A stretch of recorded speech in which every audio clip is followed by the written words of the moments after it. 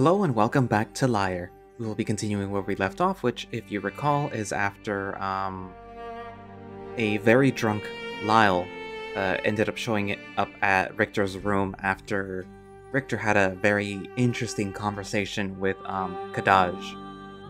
So yeah, let's see what happens. Get that to safety! Coming down to the sides too! Doesn't matter, just get out of here! Was Lord Burn them? No, you idiot! His cart! Back there! I don't feel like myself. Everything hurts. I'm struggling to breathe for some reason. Did the wind get knocked out of me? I try to lift my arms, but they don't move. I can't move. Have I been paralyzed? No, I may not be able to move, but I feel pain and tiredness. Debris and dust clutters my sinuses. I try to open my eyes, but as expected, that doesn't work either. I feel like an absolute mess. I don't remember how I could have gotten into this situation. Am I reliving the avalanche? No, I don't think I am. It's too hot. Something isn't right. My entire body feels like it isn't my own. I have this urge to yell, but nothing comes out. Then there's my legs. They feel like they're being crushed.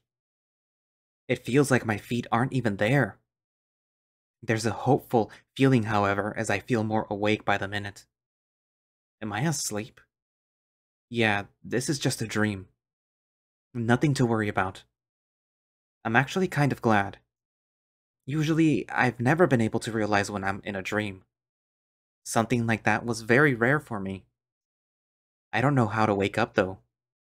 The ringing in my ears slowly subsides. I can hear the rustling of leather in front of me, and there's also the sound of struggling. Without even trying, my arms struggle to push myself up. There's something on top of me. I can't get out from underneath it. My eyes are tightly squinted. I'm not doing this. It's like I don't even have control. Am I even me? My eyes open and everything is blurred. It's like I just woke up. I'm laying on a hard rocky ground and there's splintered wood all over the place. After a minute of gaining my senses, I look up and see two figures. I start to violently move around underneath the rubble and reach a hand out. This isn't my hand. It hurts a lot, and one of my fingers might be broken. Through the rips in the gloves, I can see brown fur sticking out. What the hell is going on? My mouth moves, but my own voice doesn't come out. Stop! Please! Rainier? I'm Rainier? No, I'm just dreaming that I'm Rainier. Then this is... Oh no. After being infatuated with my circumstances, I finally realize where I am. Queen Elena is unconscious and being held hostage by a figure in a ragged cloak. He looks like a lizard, but I can't see his face. Just his vibrant red eyes. He's got a jagged dagger raised and aimed to strike. The silks on her clothes are scuffed up and torn, and her face is scratched and bruised. She's covered in dust and chips of debris. Why would I do that? If you let me go and cease this attack, the Kingdom of Lyre will take no action. Rainier's hand is trembling, and I can feel all of his movements. His body is shaking and his chest is heaving. I can feel his tail pressed against his rear. The debris and wood from the carriage is laying on one of his antlers, so he can't move his head very well. This is very strange. No, this is terrifying. It's like I'm seeing through his eyes. It feels so real too. I find that hard to believe. I swear it! A dreadful long silence falls on the area. It's broken by the sound of him raising the knife higher into the air. I didn't come here to make deals. I know what's coming, and I wish I could close my eyes. No! It happens in an instant, but it feels like an eternity. I collapse underneath the rubble and fall apart. I hear his anguish as he lets out guttural screams of pain. I can feel the warm feeling of tears streaming down his face. Stop it, please! Let me help her!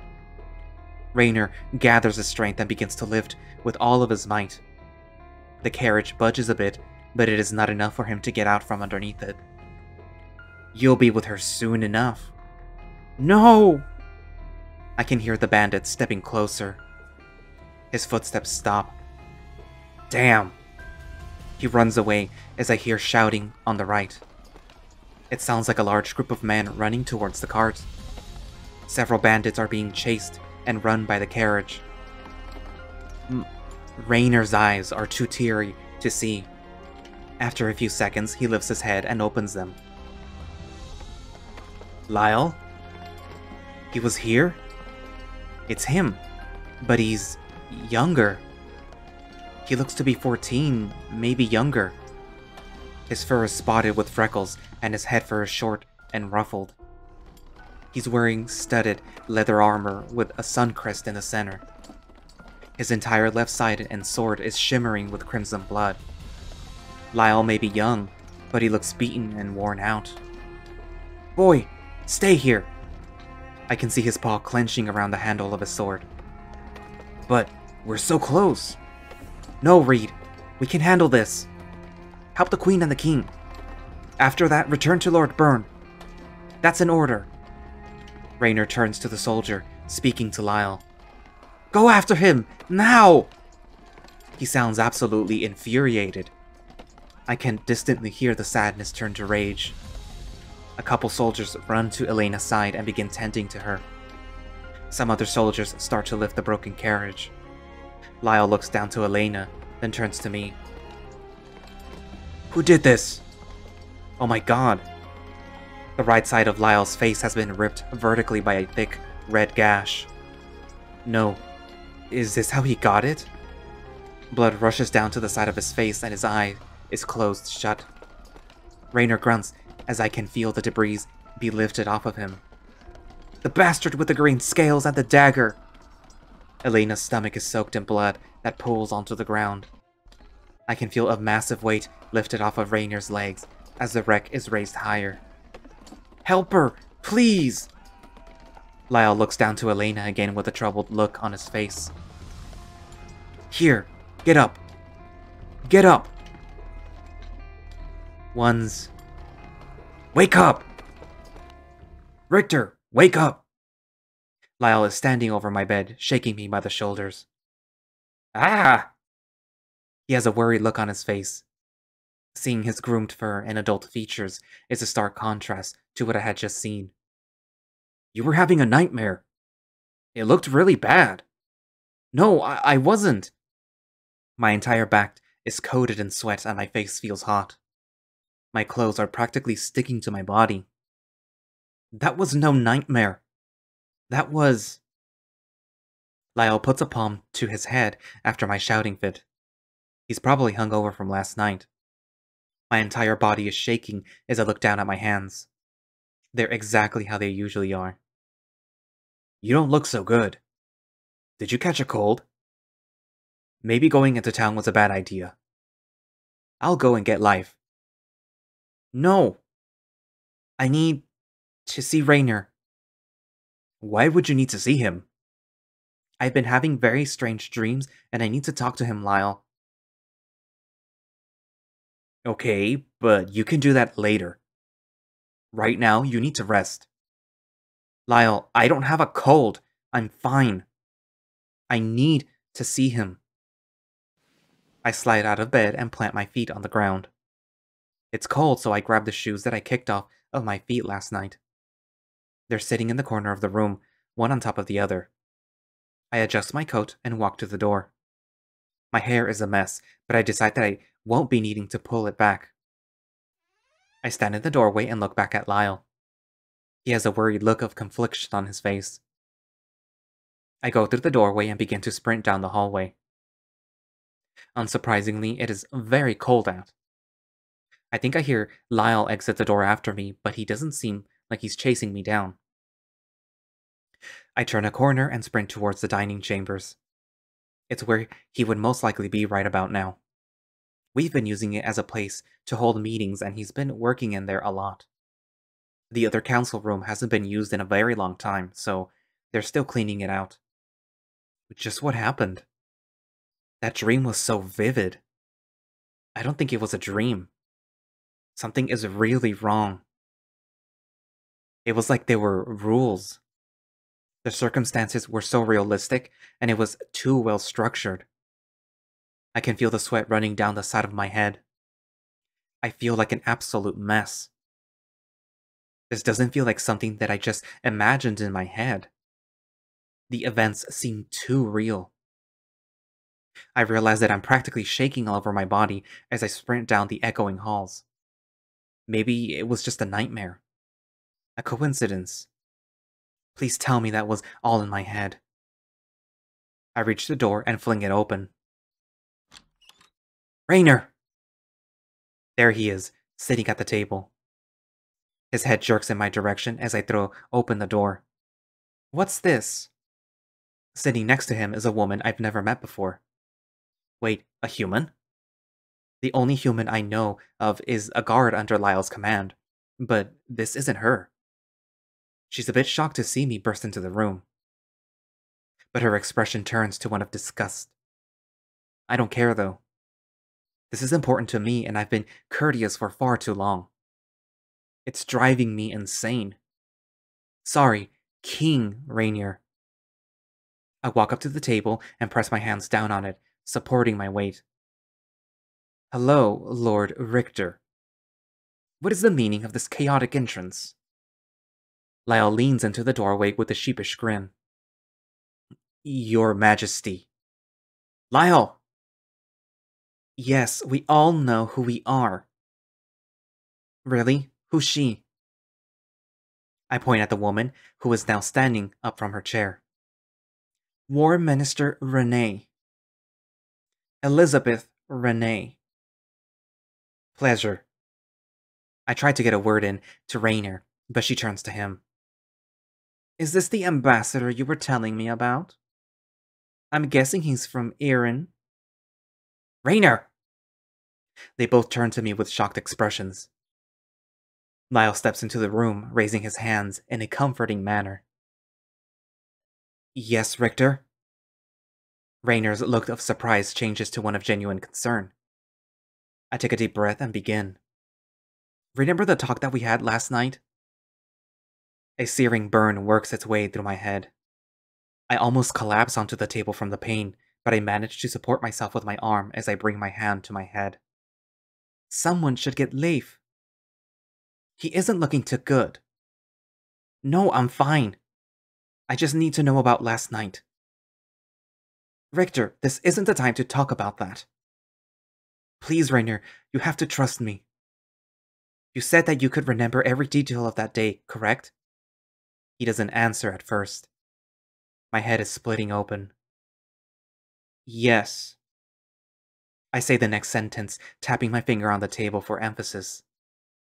Who did it? There is a very long pause before he speaks. It was a bandit. Yes, but what did he look like? Why do you need to know this? Please, you have to trust me. He looks down at the table. My head feels like it's going to crack like an egg. I hate to do this, but I have so many questions and very strange things are happening. Things I don't understand. We don't know the exact species, but he was a reptile. He was dressed in a brown cloak, and he was carrying a wretched dagger. Oh my god! A razor-sharp pain shoots through my body, starting at my feet and ending at my head. It causes me to arch and lean my head back, looking up.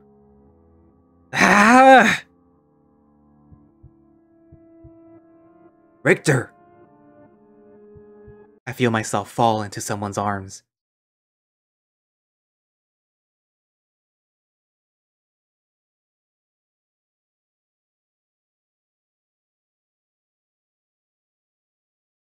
What happened to him? Going to be okay? He should be fine.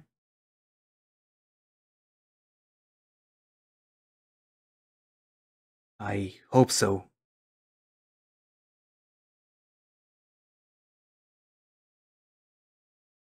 My eyes feel like they have been sealed shut, and my head is throbbing with a dull pain. I'm laying in bed on my back with a few pillows propping my head up. It's very cold. I force my eyes open. This seems oddly familiar. Both Lyall and Lyre are on the other side of the room. Lyre is sitting at my desk writing on a piece of parchment. Lyall has his hands on the desk and is leaning over it, watching what Lyre is writing. Lyre looks very small in my chair, his shoulders barely coming up over the desk. I slowly sit up in the bed, and they turn to me. You're awake! Lyre hops out of the chair, and they both walk up to my bed. How long have I been out? I pull up the covers a bit, realizing that I'm not wearing a shirt. About a day. Today is the winter solstice. What happened? You tell us. You were really distressed and on edge in the dining chambers. It all comes back to me after he says that. I do seem to remember something like that. I hope I didn't offend the king. He wasn't offended, just confused. The war minister was more confused, though. He let out this painful yell before falling over. Oh, that must have been a great first impression. I'm sure it was. He says this with all the sarcasm he can muster. I managed to catch you before you hit the floor, though, so you should be fine. He says this with a tone of proudness in his voice, which I can't help but smile at. I feel fine, though. My head hurts a little, and I still can't shake the thought of that creepy dream I had, but I feel fine. It predicted information that I had no knowledge of. I can still remember everything clearly, right down to the nearest detail. Would you mind telling me what had you so troubled? I take a moment to gather my thoughts before telling him. He grabs a quill and a piece of parchment and gets ready to write. I had this dream the night before. It was about the murder of Queen Elena. Who told you about that? Raynor did, just a day before. The only problem with the dream was that it felt too real. I didn't realize this at first, but I was experiencing it from Raynor's perspective. I also didn't have any control over anything. I remember the horrible feeling of not being able to do anything as these horrible events unfolded before me. It must have been worse for Raynor considering he actually couldn't do anything. The scariest part about it was that there were things in the dream that I didn't even know about. Events, people, all sorts of things. Every detail was laid out for me on a silver platter. And Raynor confirmed some of these details for me, which is what I feared the most. I pause and rub my eyes. Lyall is staring at me with a curious look. Lyre is gazing at me, taking everything in and giving me his full attention. I had hoped that it was just a coincidence, but it feels like much more than that. What things did you see? I saw Elena's murderer. He was a reptile in a black cloak. What color were his eyes? He blurts this out immediately with a look of determination on his face. Red. Almost glowing. He crosses his arms tightly across his chest and then looks at the floor with a thoughtful glance.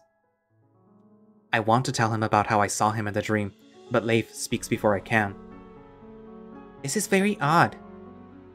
He folds up the piece of parchment and places the quill back in the desk. Thank you for telling me this. I'm going to go see what I can figure out with a little time before the festivities. You seem well enough to go about your day, but I would suggest resting up before tonight. He walks over to the door and opens it.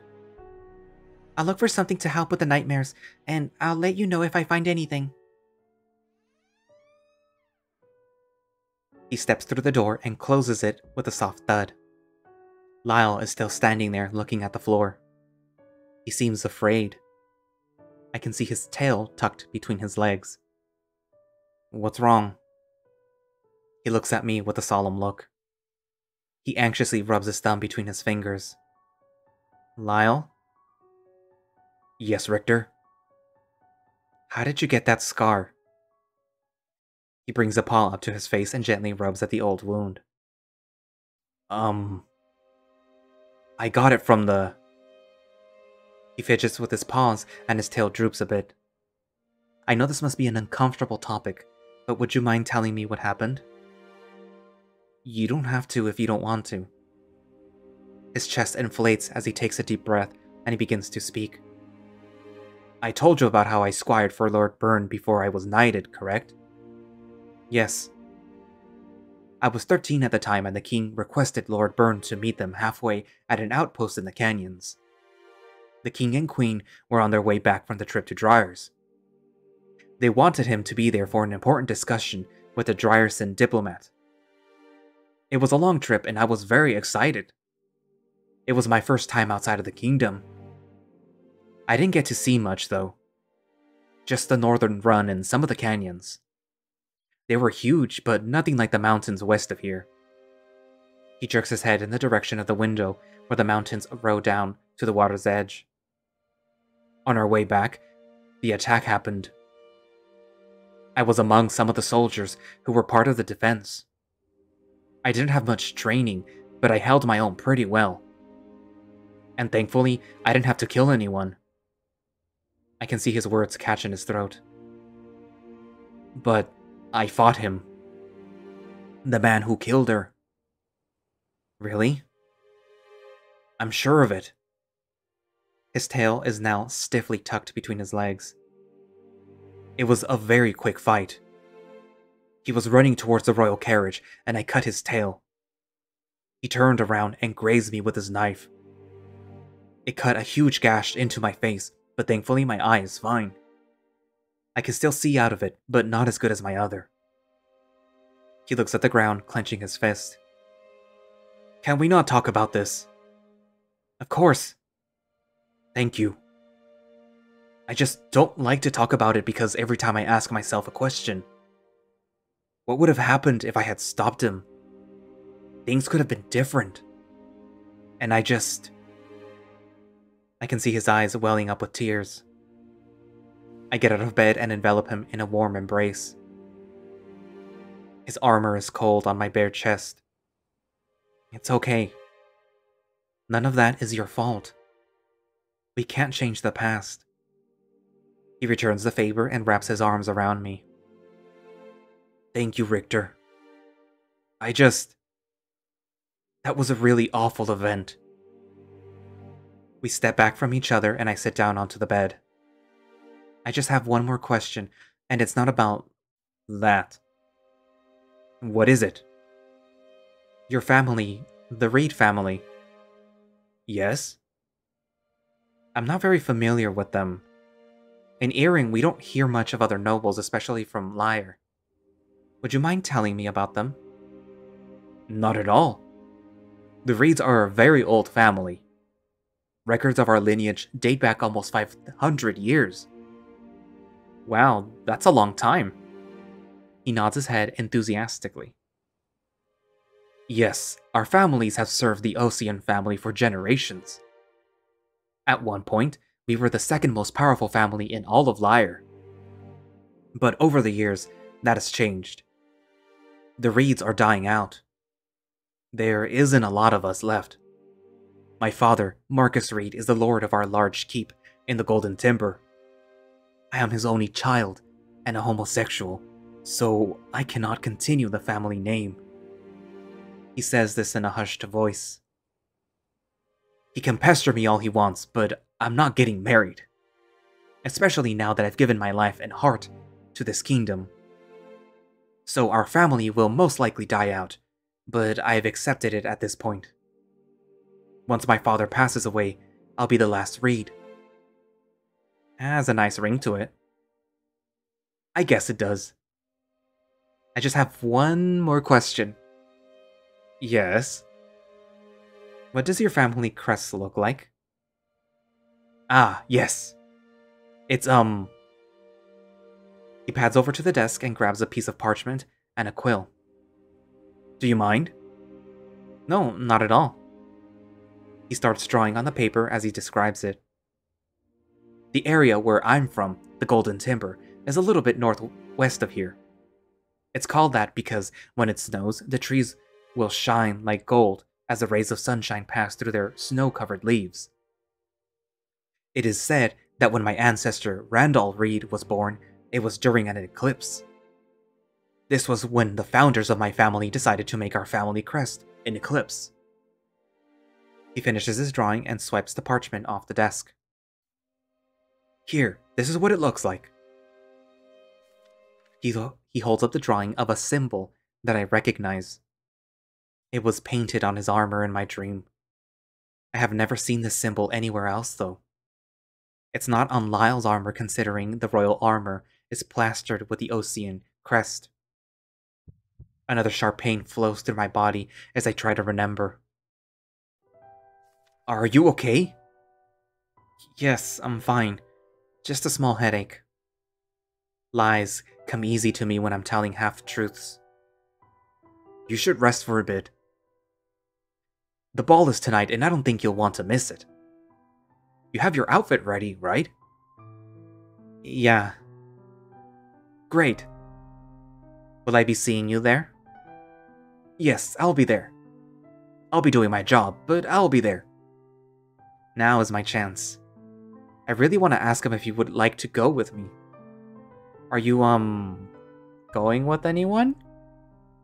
I can see his tail swish side to side. No, I'm not really going with anyone. I would rather go just to have fun, you know? Oh, yeah. Damn it.